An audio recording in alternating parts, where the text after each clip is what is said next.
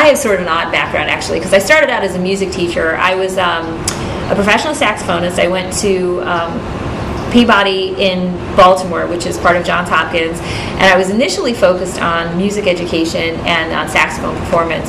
And it was great because I learned a way of teaching and a way of interacting with students that I don't think I would have gotten any other way. And it wasn't until I went back to graduate school and focused on biology, specifically middle grades, like 6th, 7th, and 8th grade, and living science, that I did a complete career switch. And now I've been involved in this field for 16 years, 17 years, I think. So my days of music education are long beyond now, but what's been exciting for me is I've seen some of the best and most gifted educators that come into our department have a very diverse background. We've had people with a business background, we've had people with a science background, but perhaps not biology, maybe a different kind of science, or maybe biology, but they came in with not as much marine biology content that they've had to learn as a result of working here.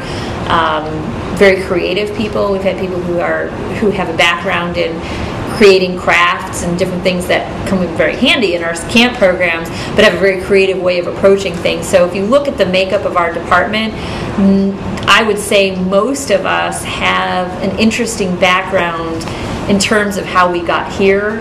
And I'm often asked, how do you end up in a position like this? And I usually say the first thing you should do is volunteer, because that's actually how I got into this field. Was when I was teaching at the middle school level, I started volunteering at a local zoo and just had so much fun that when I went to graduate school, I knew I was really interested in the field of informal science. So it helped push me in that direction. And I wouldn't have known that if I hadn't started doing some volunteering.